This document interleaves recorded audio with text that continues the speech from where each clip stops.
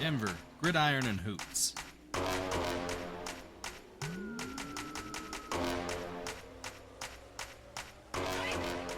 Welcome back to Gridiron and Hoops, where apparently 2 is greater than 1. Who'da thunk it? I'm David McDougal. This is VMAC, Vinny McDougal.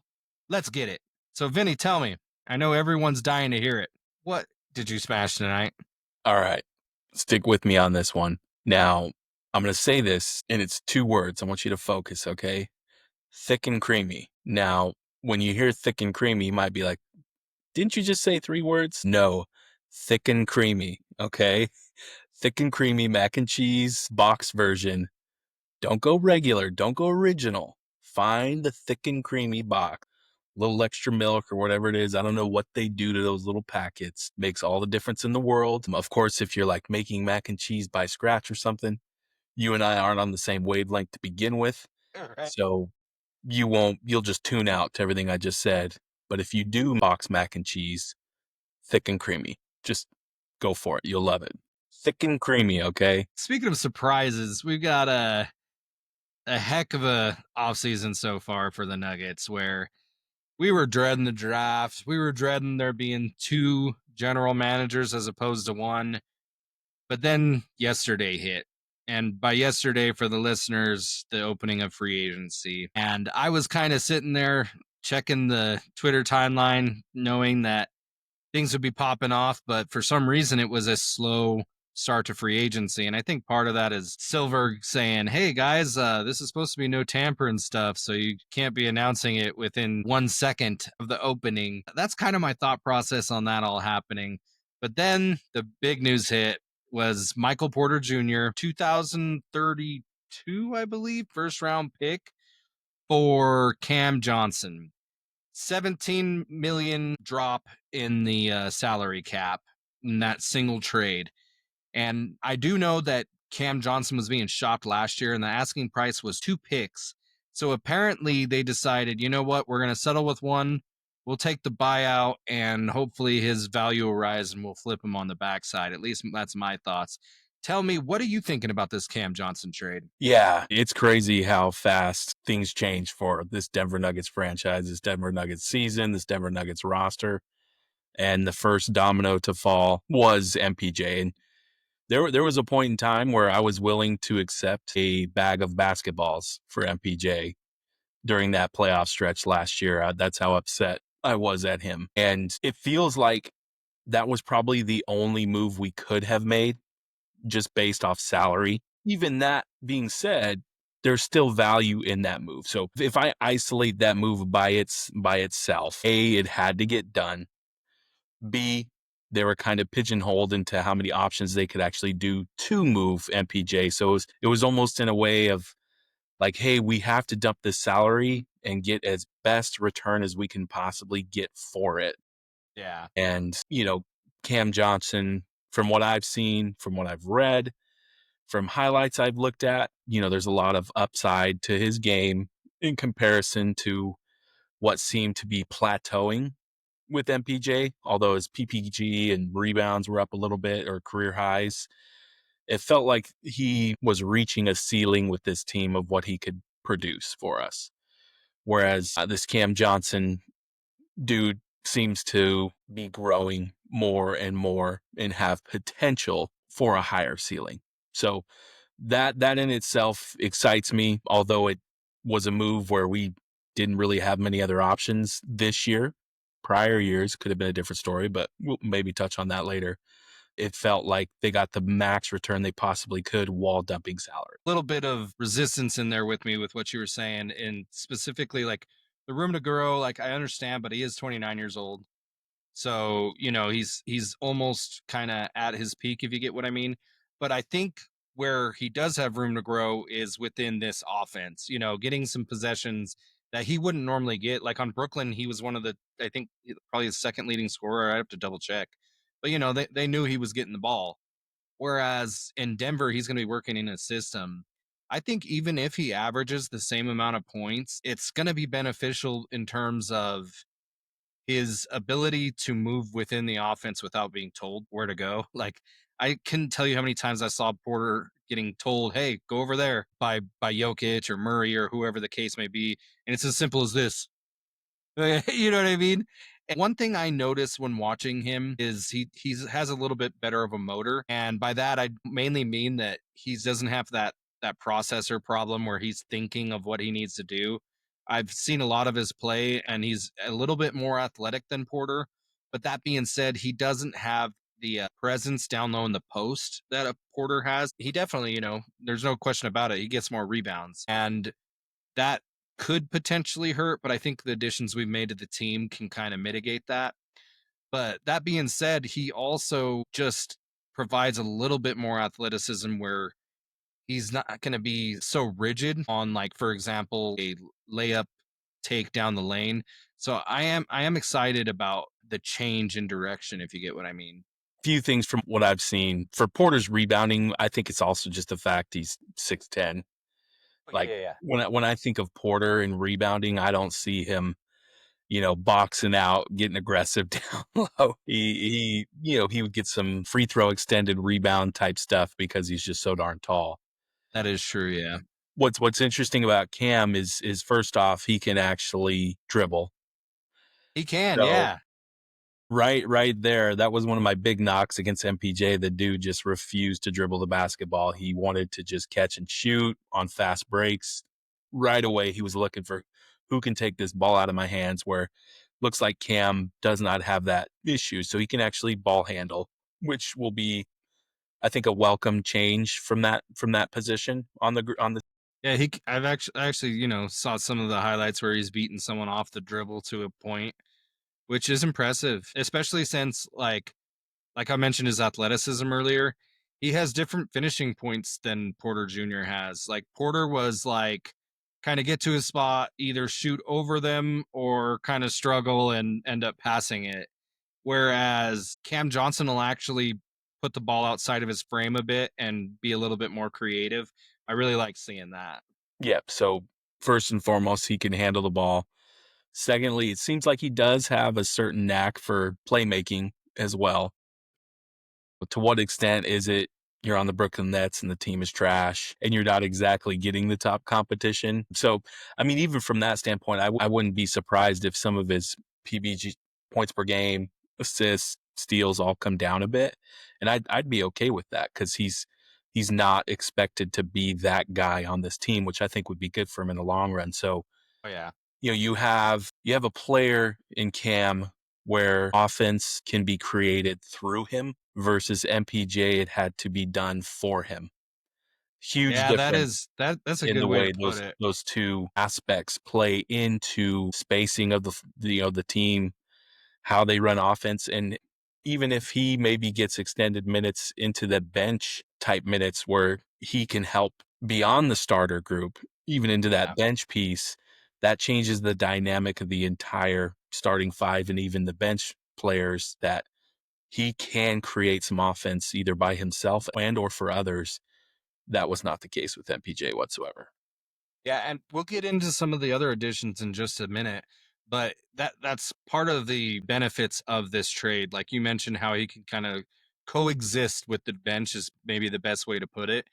But the thing is like this starting unit's so dang good, we put him onto the bench with someone, that means we can maybe bring one of those other younger guys along with the starting five for a little bit and get them a little bit of experience and then kind of, get them to get some confidence. Because when it comes down to it in the NBA, confidence is key and it always will be. And that being said, we also want to mention our other key contributor to this here free agency class. And speaking of confidence, a guy's confident when he shows up in all denim to Ball Arena wearing the cowboy hat and just glad to be there. It's none other than Bruce Brown. Man, am I glad to have him back. I think his motor is right up there with Russell Wilson. Obviously, we were worried missing out on that. That being said, what are your thoughts on Brucey B coming back? So I think you said Russell Wilson, I'm assuming Russell Westbrook, right? Yeah, my bad. I just want to make sure we're on the same page there. Again, I'm trying to look at each of these isolated.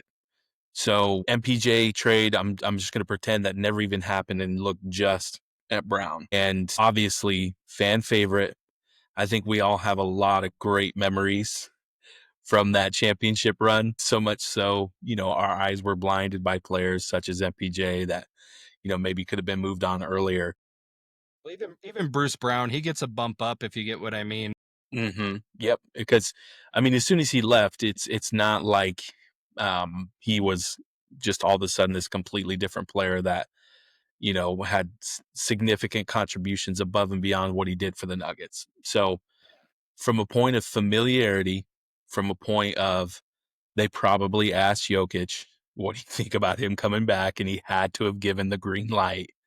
All Yep. those pieces from that angle, I'm a fan. I don't think, once again, isolated by itself, I'm thinking he is replacing Russ. And at least statistics wise, it's pretty much a wash. As a matter of fact, Russ probably had a little better numbers than Brown did. But Russ probably has more turnovers over the course of a season than Bruce Brown, and most specifically, honestly, in the playoffs. hmm Like looking back, like thinking back, I should say, on the Nuggets playoff run, I don't recall Bruce Brown being a liability to that nature. And as a matter of fact, it was the opposite. He came up clutch in moments where he needed to, and he became like a driving force for the offense. We still are kind of lacking that point guard uh, that can defend the way Russ did.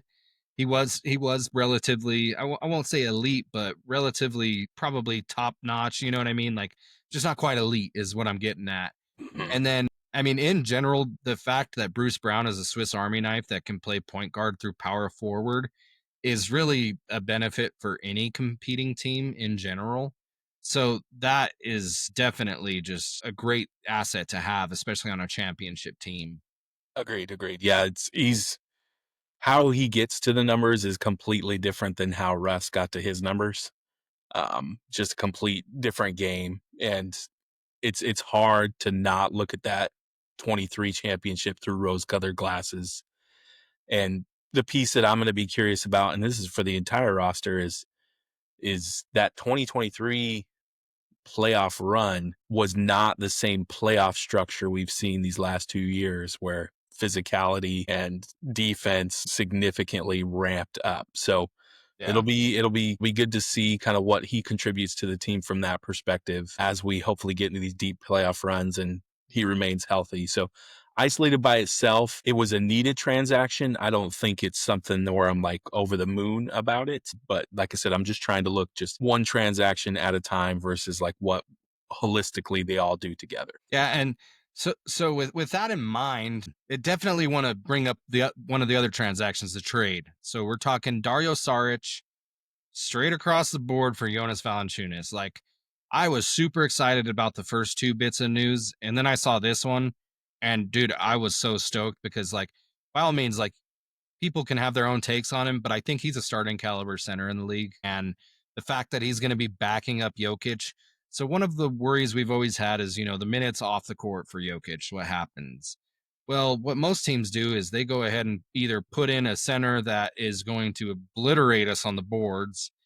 And then on top of that, they'll either go small ball as well and then save their bigs for fouling Jokic later. So now we finally have someone that can go on the court, force the opposing team to play a little bit more honestly with us, and give Jokic a little bit of a break. I really do think that this is going to be tremendous for Jokic in general. What were your thoughts when you first saw the news on that one? Yep. So isolated by itself, this was to me the most impactful move out of all the moves that they made for more than one reason. First off, to your point, we dogged Saric for taking that player option, but I sure am glad he did it now Yeah, because if he did not, this trade may not be possible, right? that is a good point. And for whatever it's worth, Calvin Booth, whenever he signed Saric to that MLE, this player option, which he probably didn't think of at the time, like, oh, okay, player option the next year. But now that it's happened, we're getting at minimum, one of the top reserve centers in the league at minimum. And then, ceiling for the group for him is somebody who can potentially start. And obviously he'd never start over Jokic, but If the dude needs to take a couple nights off, we can now do so without worrying about like, do we have that presence inside? So that offers flexibility not only within spelling Jokic mid game, but also, hey, he doesn't need to play back to back nights on the road every single time because we have nobody else that can spell him with any level of consistency and top play. We have that now. Not only that, depending on the lineups we face, they can go big. The roster flexibility that he offers us is going to really change matchups, not only regular season, but also postseason, where now we're dictating matchups versus what happened this playoff series. The matchups were dictated to us, and we had to find ways to adjust to what other teams were doing, not only the Clippers, but also the Thunder. Now we're in a position, I think, especially with Valanciunas, I forget the Big Val, I think is his nickname. Now teams are going to be like, what are we going to do? They're rolling out both of them at us at the same time, or spelling them in different ways. Now we can dictate some pace of game, things that we couldn't do this past playoff. So this is the one I'm most excited about. Yeah, I know it didn't work with Nurkic, but I would love to see a twin tower lineup with, and especially since Jonas is a little bit more of like he could shoot a mid range shot. You know what I mean? Like the fact that he can actually move out a little bit and not crowd the paint. Like to think of Jokic being as a power forward, like with like an actual center, like it just excites me. But I know Jokic prefers center, but that the thought process excites me.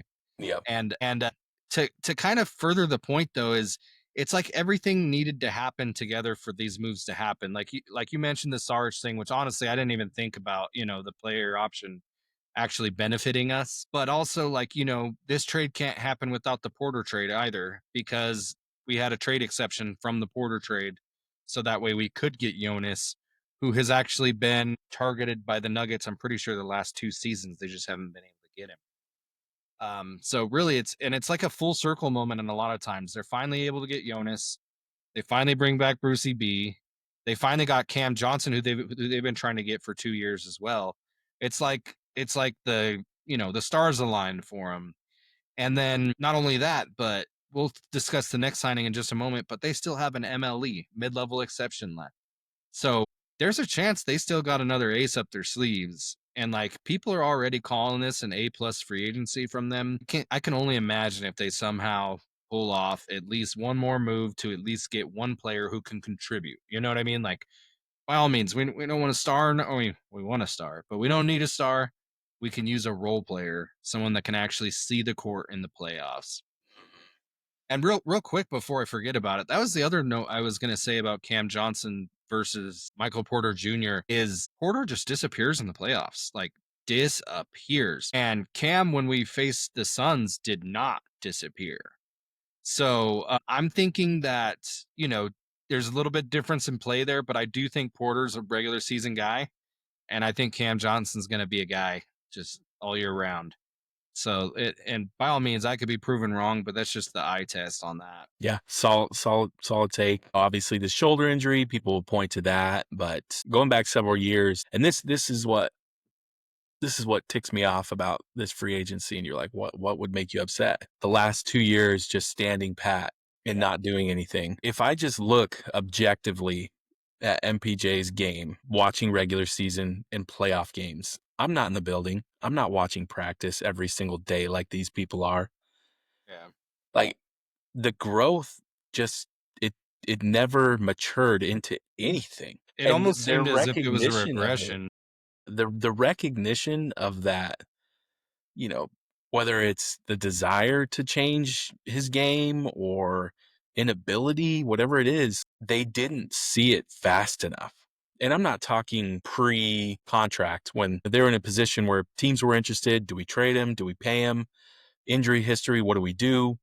But even after that, like when he no longer was missing half seasons and was playing, like they still just thought like, okay, he's gonna get better.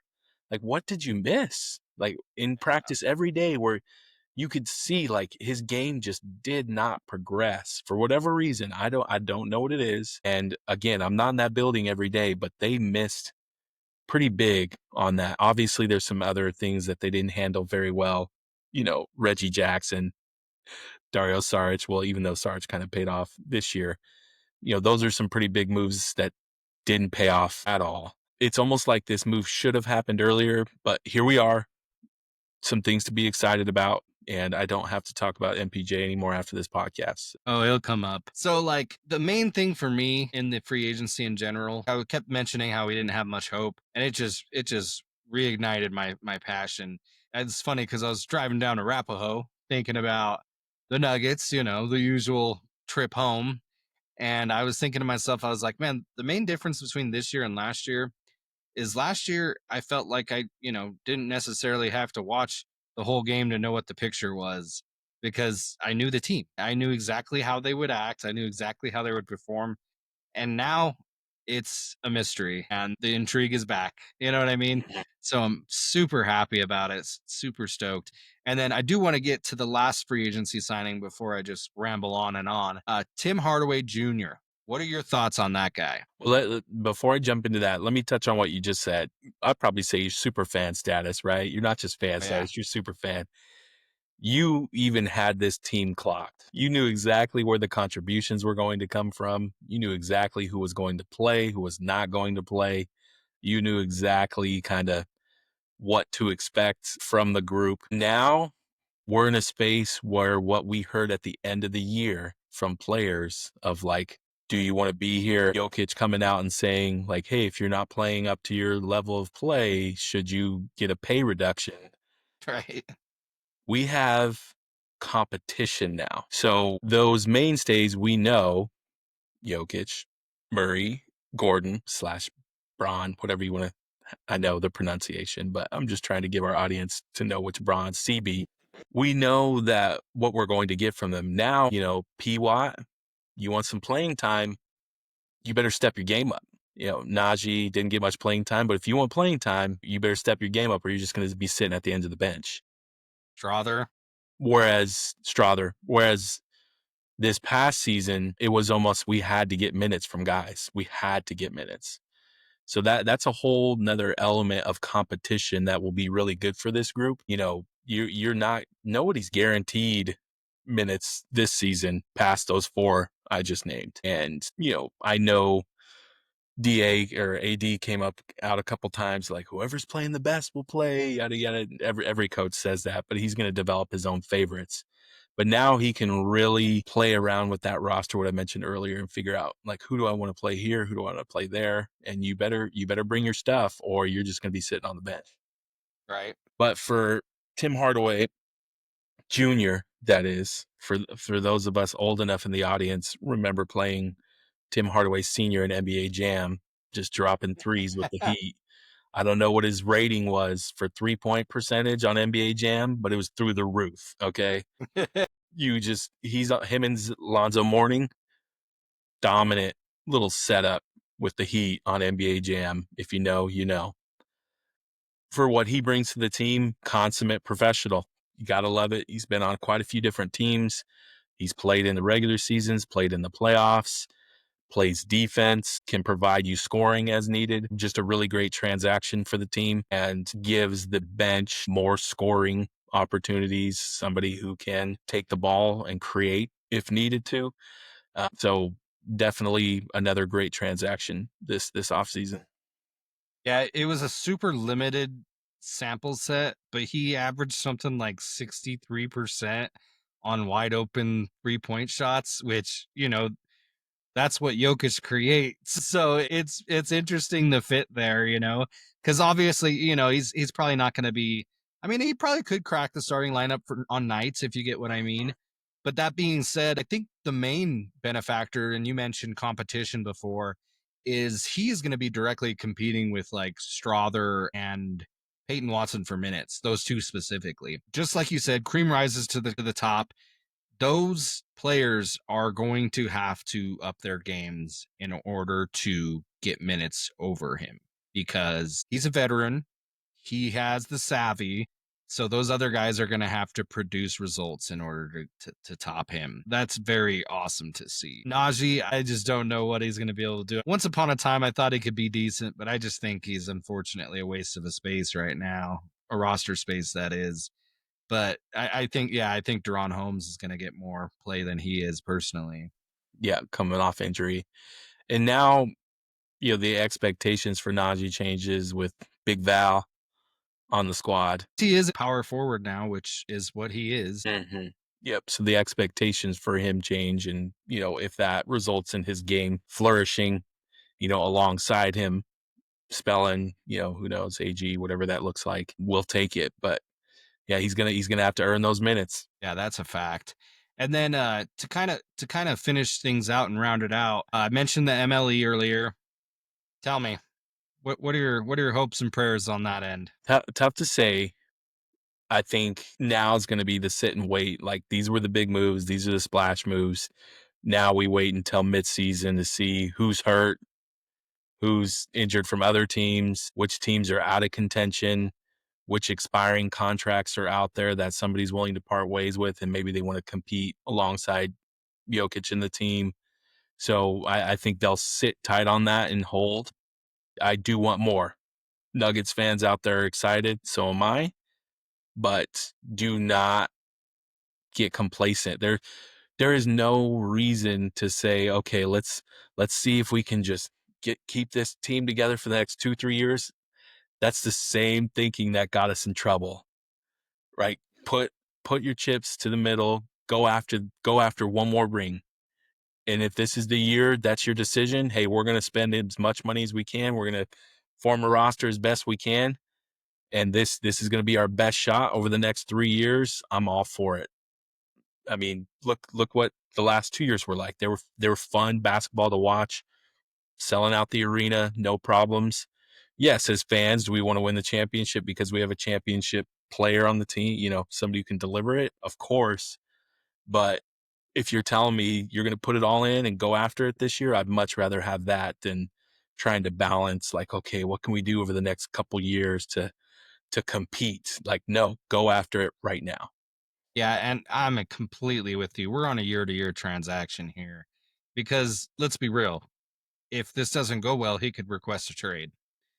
And by he, I mean the almighty Jokic. And that being said, man, like if he goes, is nothing, nothing matters. So we're never gonna have a player as good as him.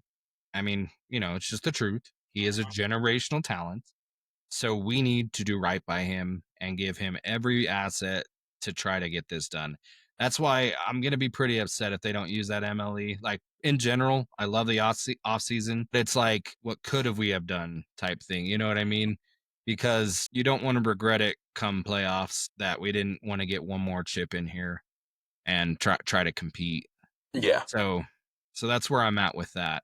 Out of all the moves made, I don't know if you have been looking at it too diligently, but was there any certain move that just was like a shocker to you? Across the NBA. Dame getting waived completely.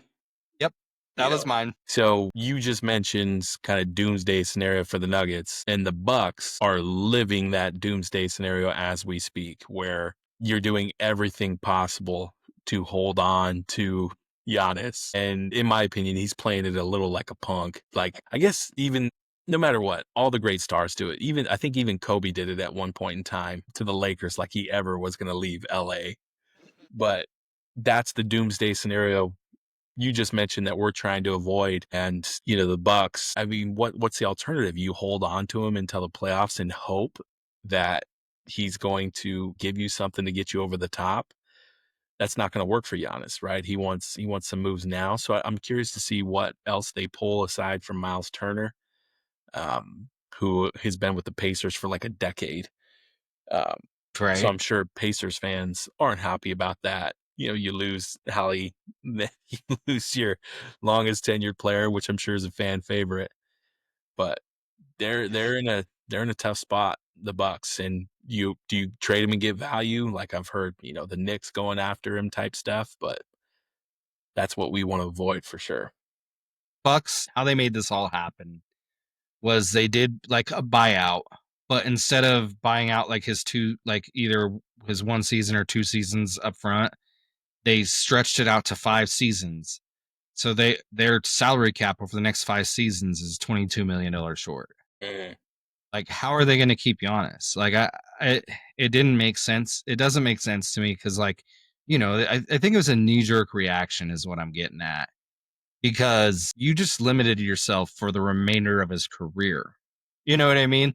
Like, so why would he want to stay there? He's going to look at it as, oh, well, how about I go somewhere that actually can afford to do things? And it's just the case, like he's always talked about wanting to be in a major market because, he's just like tired of being in the small market, being punked.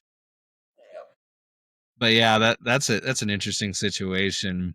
Yeah, that one for me was definitely the biggest shocker, just because of Damian Lillard's his prestige, just his talent. Obviously, an Achilles at that age, it's brutal. But yeah, I'm scared to see where he goes, because if he gets healthy by playoffs, that's a complete chip that can turn around anything, if you get what I mean. And the other thing that's kind of strange to me is the East, the just the East bracket in general. Like, who's competing out there? It looks like it's New York's conference to win. Cleveland, obviously, but like I tell you all the time, I think they're pretenders. So yeah, as long as the Nuggets kind of are up to snuff, I'm seeing Nuggets Knicks finals. I'm calling my shot right here, fourth and long. Hit the what is it? Clip it.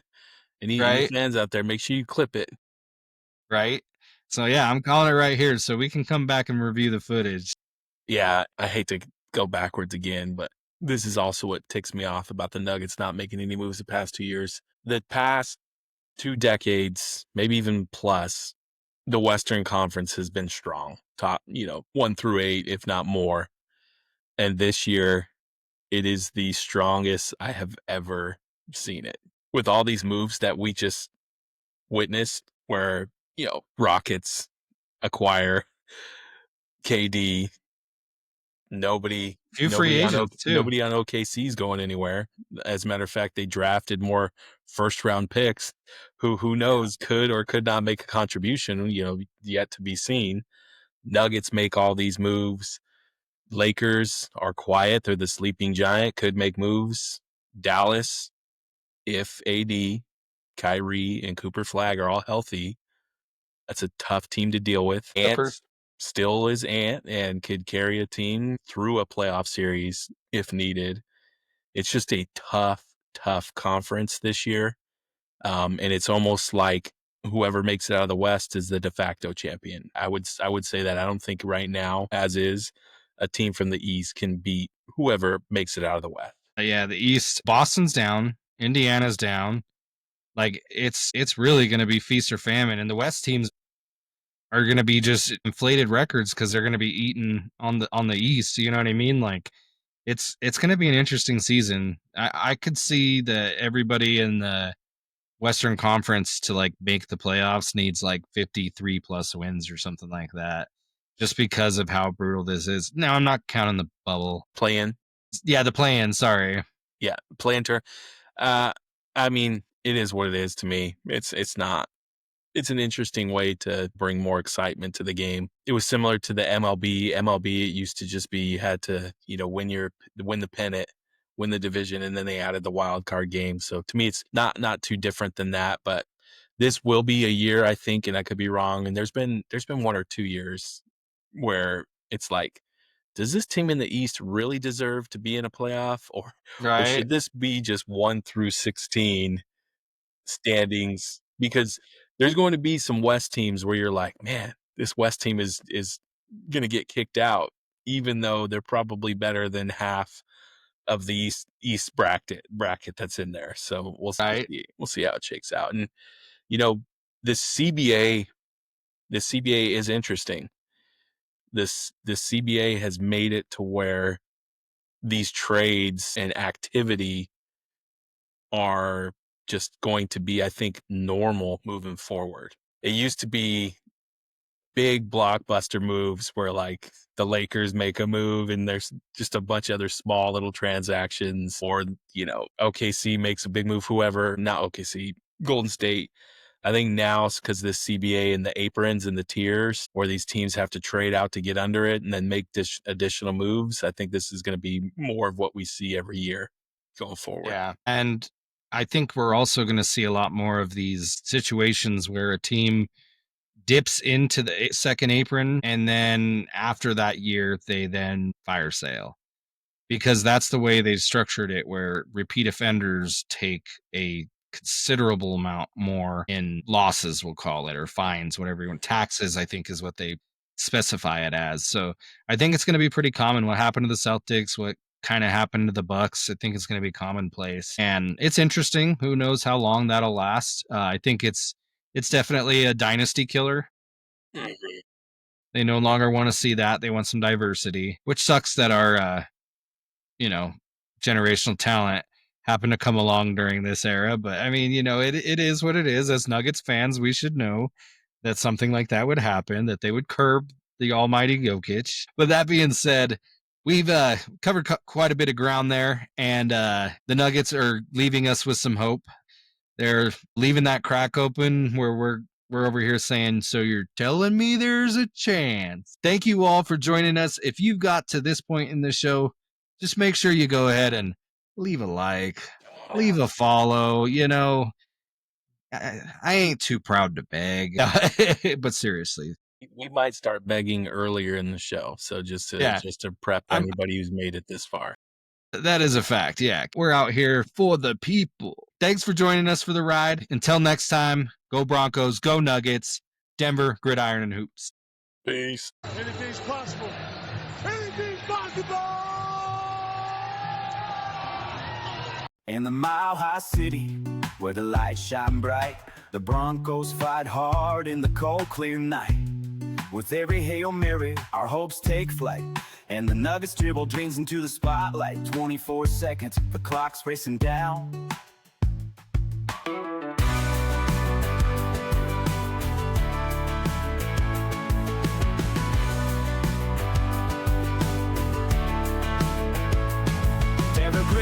On and hoops, we stand tall. With every dunk and three, we give it our all. In the city of champions, we heed the call. Together as one, we rise, never fall.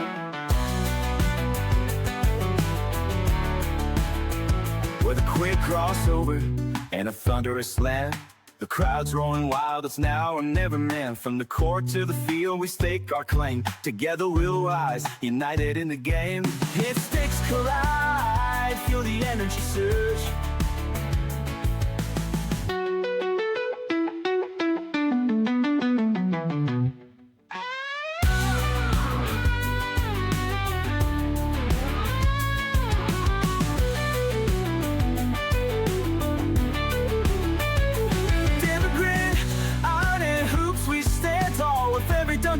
We give it our all. In the city of champions, we heed the call. Together as one, we rise, never fall.